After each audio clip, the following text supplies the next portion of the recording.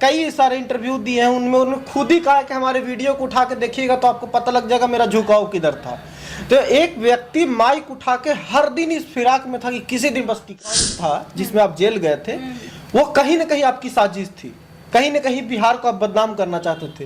किसको फॉलो करेंगे हम, मोदी जी को क्यों करेंगे, बाबा रामदेव को क्यों फॉलो करेंगे, तो ये कर रहे थे। तो आज किनको फॉलो करने लगे आप? तो पलटू राम से भी ज्यादा बड़का पलटू राम मिल गए।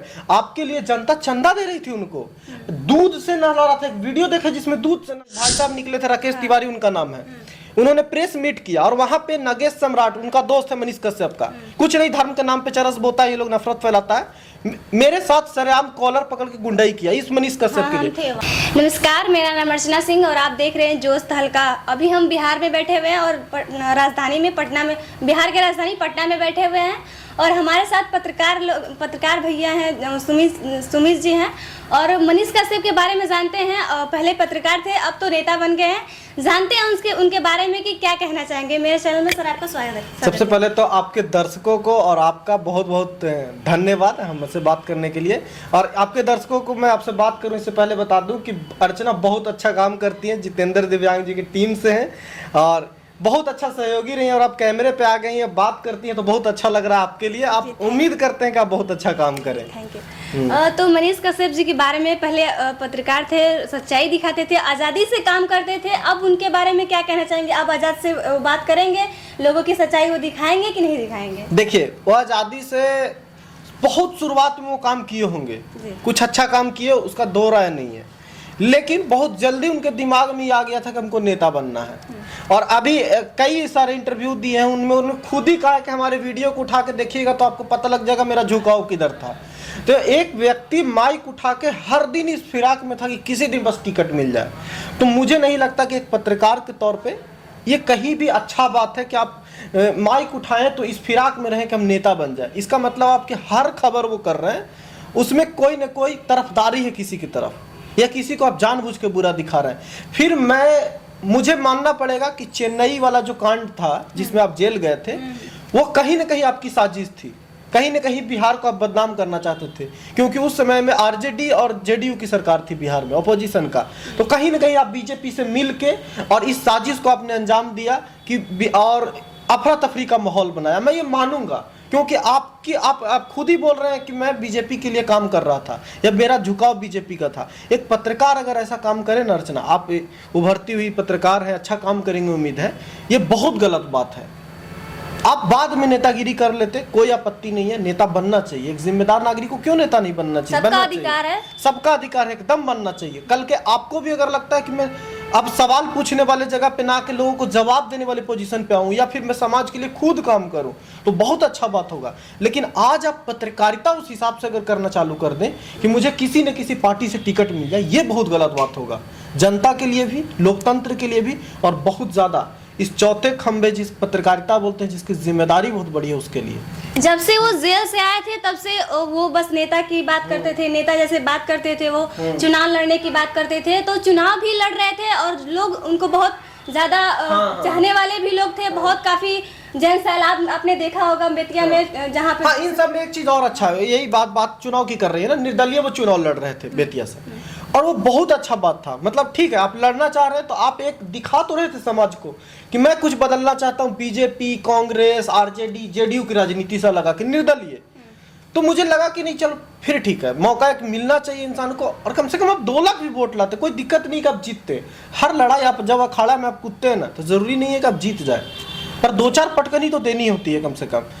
तो हमें नहीं पता था कि आप सबको बेच दोगे। आप सोचिए ना, उनके वादा याद कीजिए, वीडियो वायरल भी हो रहा है सोशल मीडिया पे, कह रहे हैं कि मतलब 5 साल हम किसी नेता के साथ नहीं सटेंगे। तो काहे सट गए आप? और ये भी बात बोले थे कि मोदी जी को नहीं मान, अरे किसी और को बोले थे, विवेकानंद जी हो उनको फॉलो करना चाहिए। विवेकानंद जी को फॉलो करेंगे, हम मोदी जी को क्यों करेंगे, बाबा रामदेव को क्यों फॉलो करेंगे? तो ये कर रहे थे। तो आज किनको फॉलो करने लगे आप? तो पलटू राम से भी ज्यादा बड़का पलटू राम मिल गए। आपके लिए जनता चंदा दे रही थी उनको, दूध से नहला रहा था। एक वीडियो देखे जिसमें दूध से नहला रहा है महाराज। आपको उस महिला का क्या मतलब, उनके इमोशन का क्या? जिन लोगों को आपके लिए इतना चंदा करके इकट्ठा करके भीड़ जुटा रहे थे, उनका क्या? सबको आपने एक बार में बेच दिया। और जमीर बेच देना एक पत्रकार, आप पत्रकार पृष्ठभूमि तो आपकी पत्रकारिता रही, तो आप जमीर बेच दिए ना, तो आपका कोई अहमियत नहीं है। वो सब वीडियो जो एक्साइड बैटरी के लिए बना था या सब जो समाज के लिए कह रहे थे कि हम बना रहे हैं, वो कुछ नहीं, सब आज के डेट में फर्जी है और सब पर एक सवाल है, सवालिया निशान है। और मैं दावे के साथ कह सकता हूं कि चेन्नई वाला पूरा साजिश मनीष कश्यप की थी। शायद उनकी कोई मजबूरी रही होगी। क्या मजबूरी रह सकता है? नहीं, नेता बनना और अपने वादों से पलट जाना क्या मजबूरी है? बीजेपी ज्वाइन कर लिए हैं, आपको क्या तकलीफ है? हमको तकलीफ नहीं है, बीजेपी अपने पूरे खानदान को शामिल करवा ले। हमको इस तकलीफ के है कि आप बेवकूफ बना रहे हो लोगों को। ये जो नए युवा आ रहे हैं जो खुद के दम पे सोचते हैं कि हमको समाज बदलना है, उनमें एक मैसेज जा रहा है कि नहीं, कुछ ऐसे ही गलत काम करोगे तभी नेता बन सकते हो। कैसा लग रहा है कि वो अपने जो बातों से वो कहे थे कि हम ये करेंगे, सभी लोग के रोजगार देंगे, कैसे आपको लगता है कि वो बदल गए उस बातों से? अब देखिए ना, 15 दिन पहले 10 दिन पहले जो व्यक्ति कह रहा है कि मैं रोजगार दूंगा 1 लाख को, जो मैं ये करूंगा, इस पार्टी से उस पार्टी से नहीं, निर्दलीय से लड़के आपको हम बताएंगे, वो 10 दिनों बदल गया, रोजगार क्या देगा? और कौन सा सांसद कैसे रोजगार देता है? वो पार्टी में चले गए ना, अपनी बातों से नहीं, अभी आगे चल के हो सकता है तो उस काम को करेंगे। पार्टी में चले गए, MLC बन जाएंगे तो शायद वो काम करेंगे। नहीं, क्या गारंटी है कि बन जाएंगे? पहली बात। दूसरी बात, बन भी जाएंगे तो जो इतना जल्दी पलट गया वो कल काहे नहीं पलटेगा? और पलटी मार मतलब क्या बोले, मतलब इतना तो नीतीश जी भी देरी नहीं करते। नीतीश जी भी माहौल बनाते हैं 7-8 महीना पलटने में, ये तो 8 दिन में पलट गए महाराज। तो इनका कोई वजूद नहीं है। और ये आदमी, एक बात बताऊं, इन सबसे दूर ये आदमी पूरी तरह से करप्ट था हमेशा से। संजय जायसवाल का ही केस है इस पे, वसूली करने का 2019 के इलेक्शन में। तो इस आदमी को हमेशा से नेता बनना था और ये सबसे ज्यादा युवाओं का मतलब लाइफ खराब किया है। जो युवा 10th में है, 12th में है ना, वो बहुत सोचते हैं ऐसी चीज़ें, उन्हें फैंटेसी की तरह लगता है और उन्हें गलत रास्ते पे ढकेल रहे हैं। तो ये मनीष कश्यप, मैं इसका कभी समर्थक नहीं रहा। ये आदमी हर तरह से पत्रकारिता को बदनाम किया और सबसे ज़्यादा तकलीफ मुझे इस बात की है। अब कह रहे थे कि आपको प्रॉब्लम क्या है? हमको प्रॉब्लम है कि एक पत्रकारिता का माइक उठा के सरेआम इंसान बिक गया। और आज भी मैं जब माइक उठा के आप ग्राउंड पे जाएंगी ना, तो आपसे पूछ देगा लोग कि आप किस तरफ से हैं। जब एक पत्रकार को एक इंसान पूछता है ना कि आप किस साइड से हैं, तो उसके अंदर से कलेजा मतलब फट जाता है, खत्म हो जाता है, एक निर्भीक होकर काम करने वाले इंसान के लिए। तो एक पत्रकार के लिए ये हत्या से कम नहीं है। आपकी आवाज को दबा देना। किसी के और किसी नहीं, सबका है पत्रकार, तो सबका है ना। हाँ, पत्रकार सबका है। और आपको जब किसी ग्राउंड पे जहाँ आपको कह दे किस साइड से हो, तो आपका मतलब बहुत बुरा, वो हत्या है आपकी, एक तरह से आपकी आवाज की हत्या है। तो आवाज के बिना एक पत्रकार का कोई वजूद नहीं है, तो आपका वजूद खत्म है। और उन सारे पत्रकार जो मेहनत करके काम कर रहे हैं, उनको आप एक बहुत अलग रो में खड़ा कर दिए हो, जो कि बहुत शर्मनाक है। और मनीष कश्यप ने इस चीज को बदनाम किया है, खराब किया है। और आज उन पे किस युवा को भरोसा है? क्या लगता है आपको ये आदमी काम करेगा? इतना जल्दी बदल गया। उनके साथ देने वाले लोग अब बोल रहे हैं उल्टा फुल्टा उनके बारे में। क्या उनको नहीं समझ में आ रहा था? उनके साथ लोग, मतलब मैं कुछ घटना का जिक्र करना तो नहीं चाहता, पर मैं फिर भी करूंगा कि पिछले कुछ महीना पहले यहाँ पे जब ये जेल में थे, तो एक भाई साहब निकले थे, राकेश तिवारी उनका नाम है।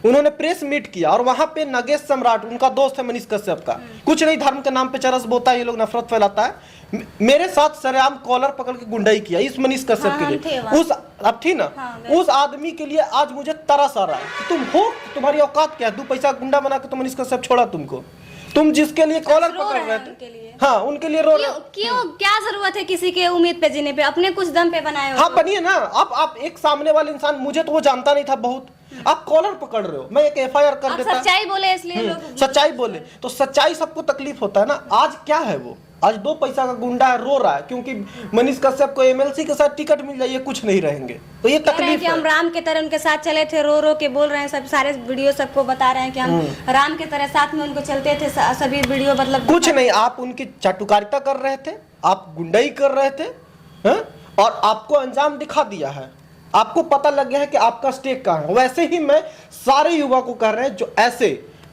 मतलब क्या बोले, बेशरम इंसान मैं कहूंगा मनीष कश्यप को, जिसने सारे उन लोगों का भरोसा तोड़ा, मतलब आम जनता का, दोस्तों का छोड़ दिया, आम जनता जो उम्मीद कर रहे थे, दूध ना, हम तो मतलब उनके लिए तरस आता है कि जो लोग दूध से ना ला रहे थे। दूध का लायक है ये आदमी, है दूध का लायक? ये इतना जल्दी बदल गया, कम से कम उनके वजूद के लिए तो लड़ता, तो ये पलट गया। तो आप सब युवा जो ऐसे लोगों को फॉलो कर रहे हैं ना, पत्रकारिता के नाम पे जो धर्म का राजनीति कर रहा है, जो जात की राजनीति कर रहा है, आपको कहीं ना कहीं इसी आधार में ढकेलेगा और आप इस नफरत के आंधी में मारे जाओगे और आपके साथ कोई नहीं होगा। तो इस चीज से बचो। चलिए दोस्तों, आपने देखा भैया की बातों से आप कितना सहमत थे, कमेंट करके जरूर बताइएगा। आप मेरे वीडियो के साथ बने रहिए, तब तक के लिए धन्यवाद। मैं एक बात लास्ट में जरूर कहूंगा, कोई भी व्यक्ति हो, इनका वीडियो देखे, किसी का वीडियो देखे, आप मेरे को गाली दे, सहमति रखे या ना रखे, पर तर्क करना जरूर सीखिए। आपकी बुद्धिमत्ता इसी में है कि आप तर्क करें कि ये व्यक्ति जो बोल रहा है कितना सही बोल रहा है, क्यों बोल रहा है। आप पढ़े लिखे ना, आप अनपढ़ तो नहीं है ना, आप पढ़े लिखे तो आप में बुद्धि होनी चाहिए तर्क करने की। मैं जो बोल रहा हूँ हो सकता है सब सही ना हो, आपके पास एक बेटर तर्क हो इसके लिए, तो तर्क दीजिए, गाली गलौज करने से बेटर है ये।